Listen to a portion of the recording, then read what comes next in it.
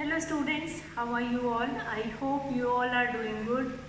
Children, as you all are aware that we were doing a chapter 9, that is soil, and in this chapter 9 we had started a chapter with a positive thing about soil, that how this soil is an important natural resource.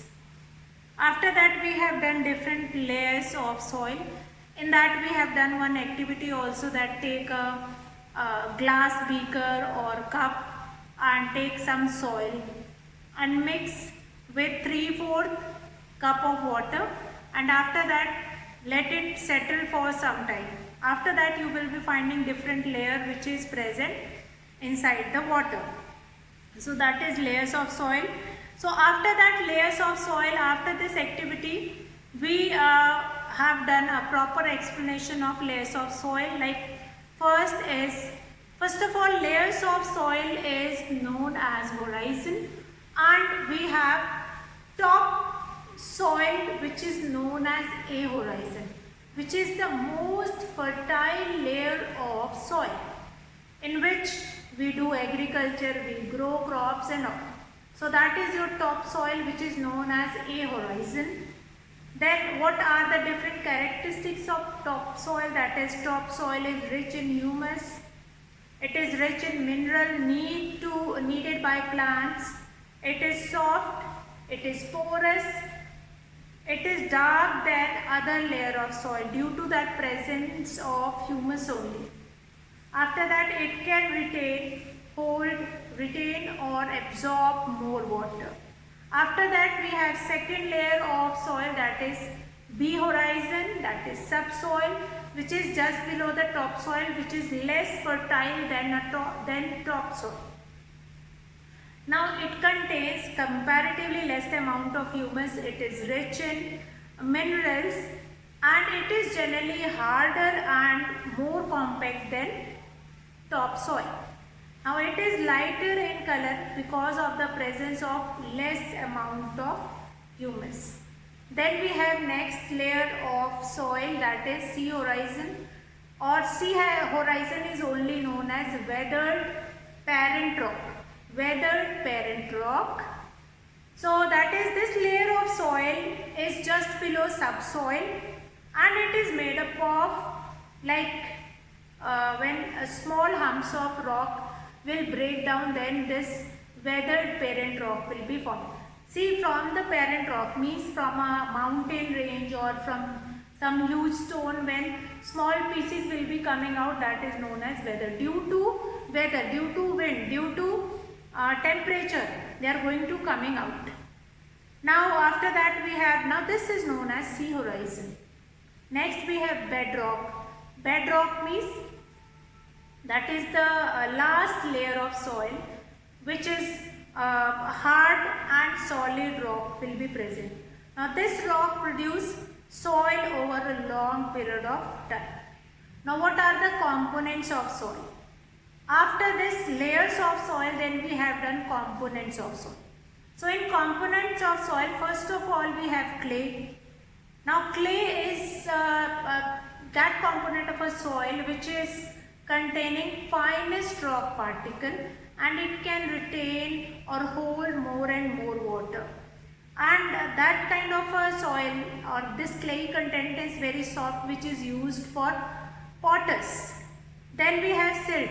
Now silt is related to, number 2 is silt. Silt is related to, like when a flood came in particular area, or due to some natural reason, they will be getting flood or such kind of a circumstances. So along with that flood, or when the river will overflow, they will be coming with useful fertile soil with them, and once they will be go to their normal region or normal amount, then that silt is kept placed in that particular area. So that is why the areas which we found near rivers or some coastal area, some like which is near water bodies, they are more rich in fertility. More fertile soil will be found in near that forest, near that rivers or some more water resources. Then sand contains large rock particles which will be removed when these sands are using for construction purposes. Mainly these sand is found in near the river areas, and they have large empty space between their molecules, or their, that is, they do not bound together. Sand in the sand, they do not bound together. The large space between the sand particles allows water to drain quickly. Next is gravel. Now gravel is, these contain the largest rock particles. Other components of soil are as follows. Now gravel is the largest rock particle which contained in that particular part.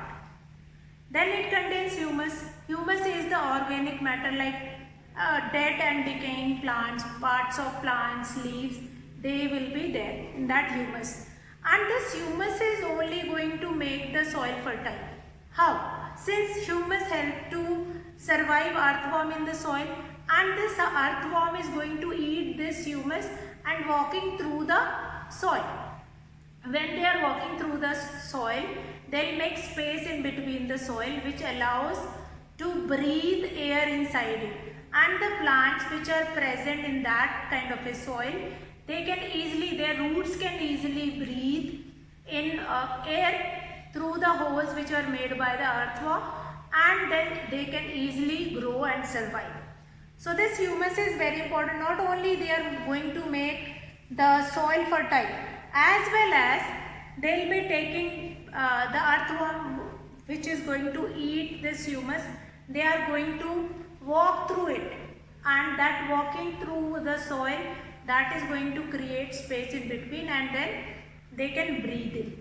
Living organism which is present inside the soil, like here if we talk about earthworm or snail or the rest of the microorganisms which are present, these living organisms are going to help to get nutrients back in the soil. So these microorganisms will help to make the soil nutrient rich and more fertile. Now air, the gaps between the soil particles is having air filled inside it.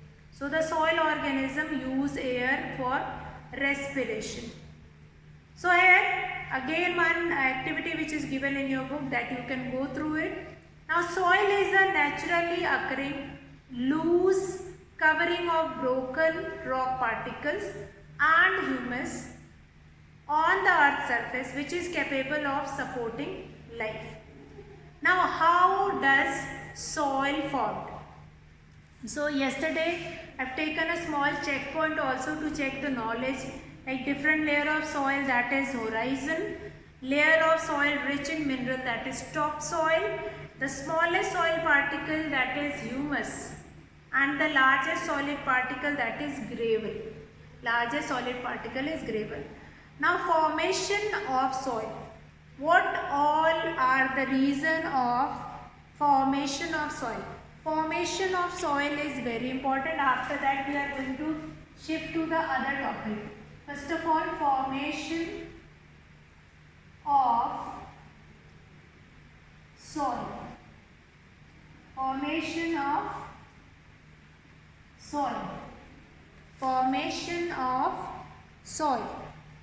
Now formation of soil occurred due to weathering of solid rocks.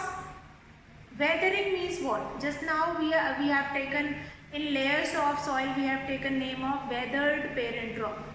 Weathered parent rock is formed due to weathering only. So here formation of soil, in formation weather plays an important role. Due to wind, due to heavy wind, if soil from one place is going to fly in another places, so they are going to take part in that formation of soil. Now formation of soil occurred due to weathering of solid rocks. Weathering is breaking down of solid rocks into smaller pieces. The solid rocks were broken down by the action of wind, water, etc. and fell apart. So formation of soil occurred due to weathering of solid rocks. Weathering means what? Weathering is breaking down of solid rocks into smaller pieces. Now the solid rocks were broken down by the action of wind, water, etc. and fell apart. Now the formation of soil is determined by numerous factors such as parent material. Like that soil is made up of which kind of a matter or material, and from that only they will be getting the further part of that soil. So the soil grows through physical and chemical processes of some material, which is referred to as parent material. It could have come from sediment transported by wind, water or glacier. The same only I was telling you that the silt which is bringing from different areas and due to flood or heavy rainfall or with that is flowing from one place to another place to reach there. So that will also a reason of formation of soil. Now the elements of climate such as heat, rain, snow, wind, sunlight and other environmental forces break down the parent material into pieces, which eventually form sand, silt or clay depending on the size. So the plants and animals also helps in the formation of soil. When they die, organic matter get mixed with the weathered parent material and becomes a part of the soil. The formation of soil may take hundreds or thousands of years. Now what do you understand by this? That why this soil is going to take hundred or thousand of years? Since due to, if you will find it out that in a particular region they will be getting black soil. So from years and after so many years they will be getting black soil only in their area. So that soil formation is taking million of years or hundred of years. After that they are going to have that same kind of soil which is formed in that particular area. So weathering, and if I understand that what are the two reasons, that is weathering and pathogenesis means from the parent rock, what all type of rock we have, that will only find it out that what soil will be formed. So that is formation of soil. Next we have types of soil. What are the different types of soil and where or in which region we are going to find it out, these different types of soil and how they are useful. How these different types of soil are useful. So types of soil, let's do it. Types of soil based on the properties in various soil particles. The soil can be broadly classified into sandy soil, clay soil and loamy soil. So we can divide types of soil into three categories. That is number one, that is sandy soil. Sandy soil. First category is sandy soil. Sandy soil is what? This soil mainly contains large sized sand particles. Now clay and silt may be present in traces. Now the characteristics of sandy soil are as follows. Now sandy soil is a mixture of clay and silt. Now sandy soil is a mixture of clay and silt.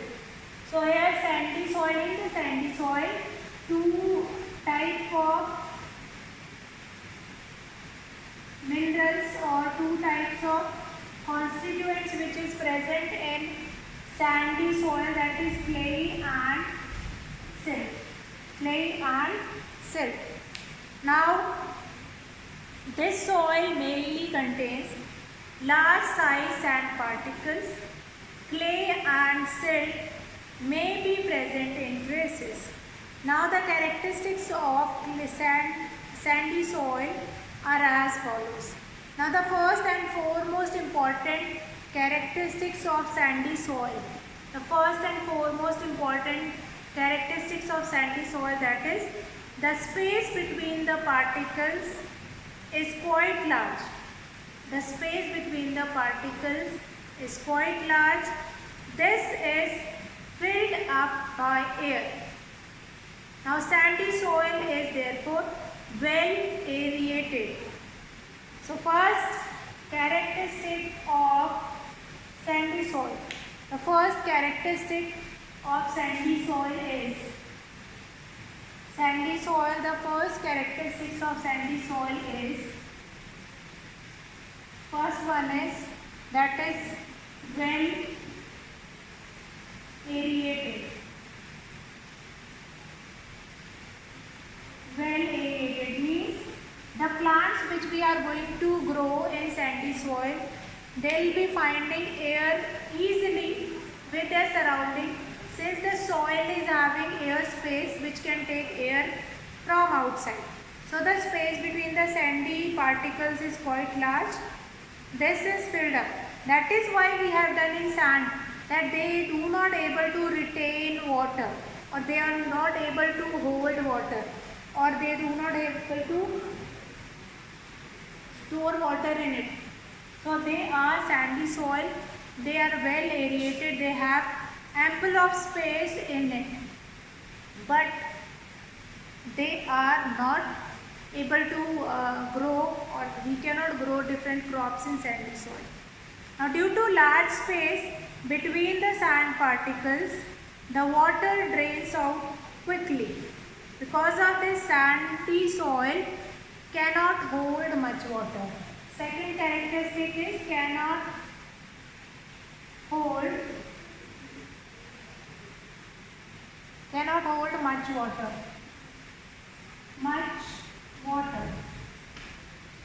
Now it cannot contain much water or cannot hold much water means we cannot grow anything. If they cannot absorb water, how they can provide mineral to different parts of the body, since water and minerals are going to absorb from the soil itself. Next is sandy soil can be flowed easily. Since they have ample air space between them, they can be flow easily. Sandy soil cannot hold nutrients also. If the soil cannot hold water only, then how it can hold minerals also? So cannot hold much water and minerals. Then well aerated also. After that, sandy soil can be flowed easily. Means they have lot of air space in between. It will help them to flow easily. Now this is your sandy soil. Sandy soil is one of the type of soil which we found near the water bodies. Whether we will be standing on the bank of river or coastal areas, this sandy soil we will be finding there only. Since the soil is well aerated, then only that many microorganisms can survive inside that sandy soil.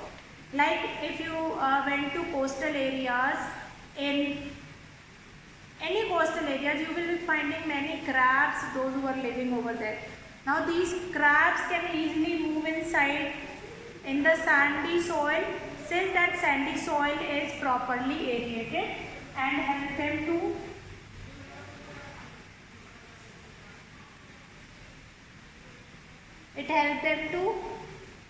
aerated, or it helps them to get sufficient oxygen over there. So that is clay soil. Sorry, that is sandy soil.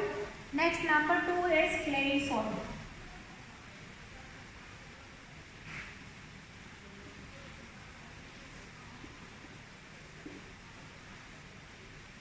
Clay soil.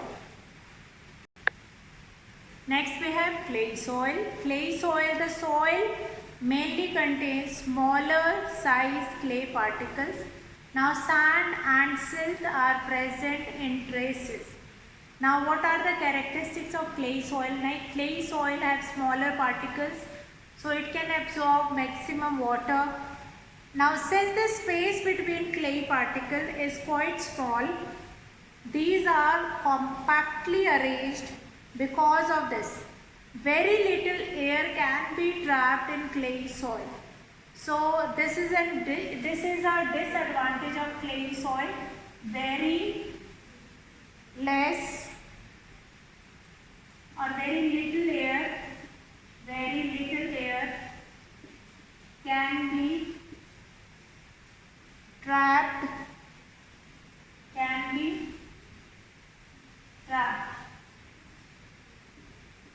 Now, next, very little air can be trapped inside. Since that clay soil is made up of fine particles which does not allow air to enter inside it. Then clay soil can hold much water. That is why can hold much water. That is why only they have that much water. That is why they are smooth. They are quite smooth. And that is used. Clay soil can hold much water. Water drains out very slowly through clay soil. Now this can however lead to waterlogging, which can damage the crops. Clay soil tends to be heavy and holds more water than sandy soil. Now clay soil, since this clay soil is do not having much air space between them, so it is very difficult to flow. Very difficult to flow. So these characteristics you are going to remember related to each type of soil. Then clay soil can hold nutrients. Yes, since it does not allow the water to come out from it, and this clay soil only is going to used by the potters only. So that is a whole nutrient, since water cannot be came out from this clay soil. It retains much more water, lot of water it retains also. So that is clay soil. Very little air space, and this air space only make the soil difficult to flow. They can hold much more water, since they can retain more and more water. So now we'll come to loamy soil. Third type of soil is loamy soil. Third type of soil is loamy soil. Loamy soil. Again, the third type of soil is loamy soil. Now, loamy soil contains clay, sand and silt in right proportion. Humus is also present in loamy soil. Loamy soil is the most fertile soil. So the first thing about loamy soil is it is the most fertile soil. It is the most fertile soil. First thing.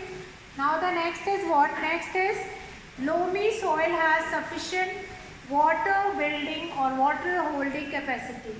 Since the loamy soil water holding capacity is maximum. That is why the region where we find it out, this loamy soil, their fertility is more and they can grow more and more crops in that particular area. Then we can plow easily this loamy soil since air space between these particles are much more. Now it can hold necessary nutrients which is required by the plant. All the nutrients which is required by the plant, that will be held by this loamy soil. Now we have done with what else is left in loamy soil, that is it can hold water, holding capacity of water is maximum, it is most fertile soil. Mostly in land areas we will be finding this loamy soil only. So we have done 3 different types of soil, that is first, that is sandy soil, second, that is clay soil, and third, that is loamy soil. Sandy soil, number 2, that is clay soil, then number 3, that is loamy soil. All these 3 types of soil along with the characteristics you are going to remember. After that, one thing which is very important related to all these 3 types of soil, that is difference between sandy soil, clay soil, loamy soil. What are the different characteristics point, or what all are the different points which you are going to write it down in this, in sandy soil, in clay soil, or in loamy soil. First, water holding capacity is your first point. Air space between them. Particles, what are the different size of particles. Then number 4, how they are fertile. Which is most fertile, least fertile, or they have some kind of a fertility they have. Ploughing, which soil is easy to plough. So these all are the characteristics which you are going to use to write difference between these 3 types of soil. So children, after that, how much we have done today? We have done formation of soil, then types of soil. In types of soil we have done sandy soil, clay soil, and loamy soil. Now the next topic which I am going to write it down here, as well as you are also going to think yourself, that is uses of soil. What are the uses of soil? See, this complete chapter we were doing about soil. Is there anything important in soil? Why we will be doing formation of soil, different layers of soil, types of soil. Is there anything in the soil which is very important, or you are using in your day-to-day life somewhere? That is why we will be doing this soil. So uses of soil I am not going to tell you, that we will be discussing in the online class. Rest of the things like which we have done today, that is layers of soil, types of soil, formation of soils which we have done, that you are going to revise yourself, read it out from your book. Weathered parent rock or weathering is an important phenomena which help to find it out different types of soil. Sand will become loamy or loamy will become sand. Clay soil will become loamy or loamy soil will become sandy. That all depend upon weathering. Weathering means the natural cause due to wind, due to temperature, due to moisture, due to humidity. What all will happen, that only result your different types of soil. So that all you are going to do it, this uses of soil we are going to take it tomorrow, and properties of soil also we are going to take it tomorrow. So we have finished major topic of this chapter, and difference among sandy, clay and loamy soil also we have done along with the characteristics. So today I will be finishing the class here. You all are going to read this chapter 9, and doubts or problems that we are going to discuss in the online class. That's all for today, children. Have a good day.